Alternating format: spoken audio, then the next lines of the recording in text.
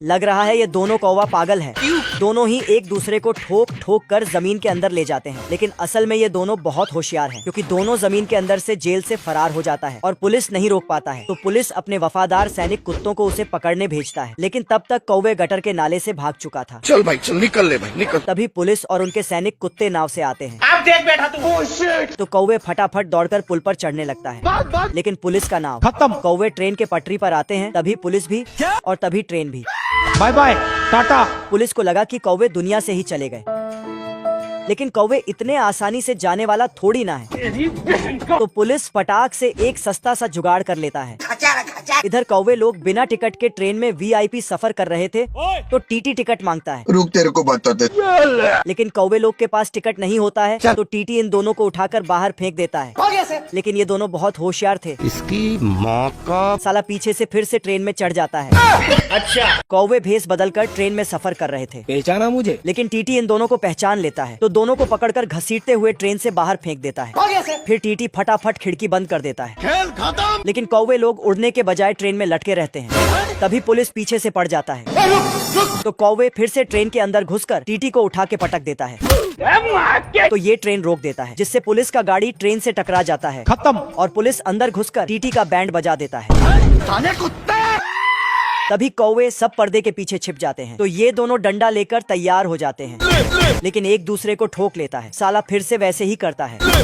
निकल ले भाई। तभी कौवे दूसरे डिब्बे में पहुंच जाते हैं और डिब्बा को अलग कर देता है। मत जा, रुक जा। तो पुलिस वाला दोनों डिब्बे को पकड़कर रख लेता है, पर साला टीटी गलत जगह खड़ा होकर भाषण दे रहा था। बाप रे। तभी ये दोनों भेस बदल लेते हैं, पर टीटी इनको पहचानने में तनिक भी देर नहीं करता है।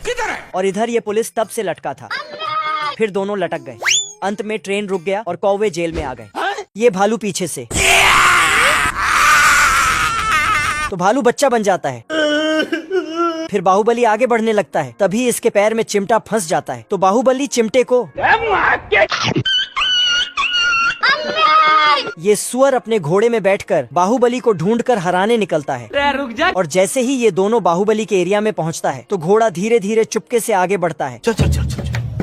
और नीचे झांकता है। हेलो। पूरा कोहरा ही कोहरा। फिर साला नीचे कूद देता है, लेकिन नीचे आते आते बाहुबली ने बहुत से गाड़ियों का चमत्कार करके फरार हो चुका था। बड़े खतरनाक लोग हैं। फिर सुअर और घोड़ा बाहुबली के पैर के पंजों में छिप छिप कर आगे बढ़ता है। तभी यहाँ पर ये रेगिस्तान का जीन निकलता है।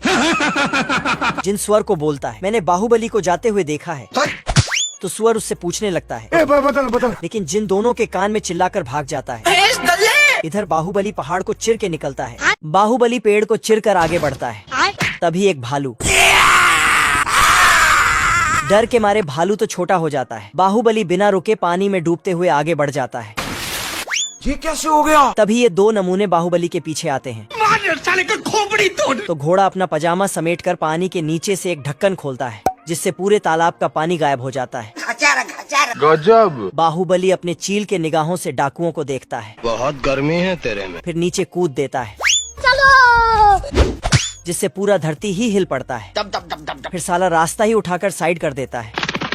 उसके बाद फुदकते हुए डाकुओं के पास जाता है। तभी एक डाकू, साला बाहुबली तो फटाक से पेड़ को ही तीर धनुष बनाकर चलाने लगता है। रुक तेरे को बताते।